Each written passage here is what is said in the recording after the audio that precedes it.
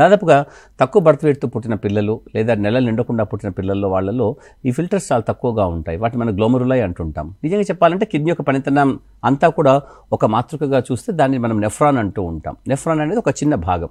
అలాంటివి ఫిల్టర్లే అంటాం. మన వాడుక భాషలో ఫిల్టర్లు అనుకోవచ్చు.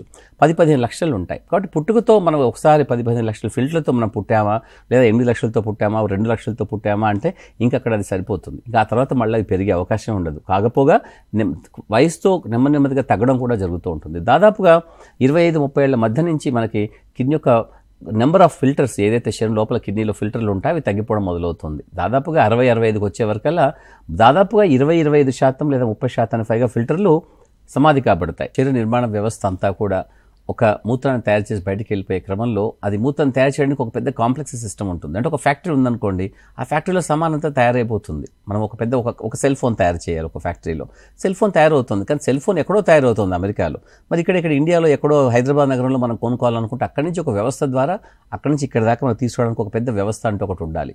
అలాగే మూత్రం అంతా కూడా కిడ్నీలోనే తయారవుతుంది, కానీ అది బయటకు వచ్చేసిన తర్వాత వెంటనే మనం వాళ్ళ కంటిన్యూస్గా మూత్రం పోస్తూ పోలేం. కాబట్టి దాన్ని కొద్దిసేపు ఒక ప్రత్యేక ప్రదేశంలో దాన్ని నిల్వ ఉంచాల్సిన అవసరం ఉంటుంది. దాన్ని యూరినరీ బ్లాడర్ అంటారు. తయారైనటువంటి మూత్రం మీకు ఆ బొమ్మలో కనపడుతున్నట్టుగా తయారైనటువంటి మూత్రము జారి వస్తున్నప్పుడు ఒక ట్యూబుల ద్వారా వచ్చేసి ఆ మూత్రాశయంలో నిల్వ ఉంటుంది. మూత్రాశయం నిల్వ ఉన్న తర్వాత మళ్ళీ బయటికి వెళ్ళిపోవడానికి మనం ఎప్పుడైతే అనుకుంటామో మూత్రం పోయాలని అప్పుడు వెళ్తాం. అంతేకాని కంటిన్యూస్గా మనం మూత్రం పోస్తూ పోలేం. ప్లస్ మనం ఆపుకోవచ్చు, ఒకవేళ చాలాసేపు మూత్రం చాలా ఎక్కువసేపు ఉగ్గబెట్టుకొని కూడా కూర్చోవచ్చు. అలాంటి సందర్భంలో కూడా మనకి ఒక నాళ వ్యవస్థ ఒకటి చక్కగా ఉంటుంది ప్రతి మనిషిలో కూడా. సో ఎప్పుడైతే ఈ నాళ వ్యవస్థ బయటికి వెళ్ళే నాళ వ్యవస్థలో కానీ ఈ లోపల అంతర్గతంగా నాళ వ్యవస్థలో కానీ ఎప్పుడైతే ఇన్ఫెక్షన్స్ వస్తాయో దాన్ని యూరినరీ ట్రాక్ట్ ఇన్ఫెక్షన్ అంటాము. అయితే ఇది కూడా 2 రకాలుగా ఉంటుంది. లోవర్ ట్రాక్ట్, ఇప్పుడు నేను చెప్పినట్టుగా మూత్రాశయం నుంచి నిల్వ ఉన్నటువంటి మూత్రం బయటికి వెళ్ళిపోవడానికి ఉన్నటువంటి నాళ వ్యవస్థ, కిందిగా ఉన్నటువంటి నాళ వ్యవస్థ దాన్ని లోవర్ యూరినరీ ట్రాక్ట్. అలాగే ఏ కిడ్నీలోంచి మూత్రం బయటకు వచ్చేసి ట్యూబుల ద్వారా మూత్రాశయంలో నిల్వ ఉండడానికి ఒక నాళ వ్యవస్థ ఉంటుంది కదా, అది అప్పర్ ట్రాక్ట్.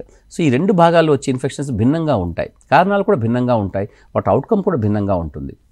దాదాపుగా చిన్నపిల్లల్లో, యంగ్ పిల్లల్లో కింద ఉన్నటువంటి మూత్రనాళ వ్యవస్థ వరకే ఇన్ఫెక్షన్స్ ఉంటాయి. ముఖ్యంగా అమ్మాయిలలో పెళ్ళైన తర్వాత కొన్ని రోజుల వరకు ప్రెగ్నెన్సీలోను డెలివరీ టైంలోనూ ఉండే చిన్న మూత్రనాళ వ్యవస్థ వస్తాయి. అవి దాదాపుగా సమసిపోతాయి. అప్పుడప్పుడు యాంటీబయాటిక్స్ తీసుకోవచ్చు, తగ్గిపోతుంది.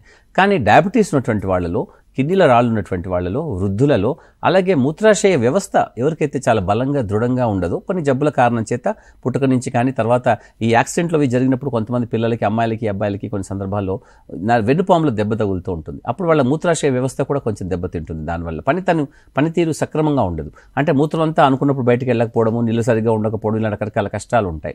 అటువంటి సందర్భాల్లో ఈ అప్పర్ ట్రాక్ట్ అంటే మూత్రనాళ వ్యవస్థ పై భాగంలో ఉన్న మూత్రనాళ వ్యవస్థ కూడా ఇన్ఫెక్షన్ వస్తుంటుంది.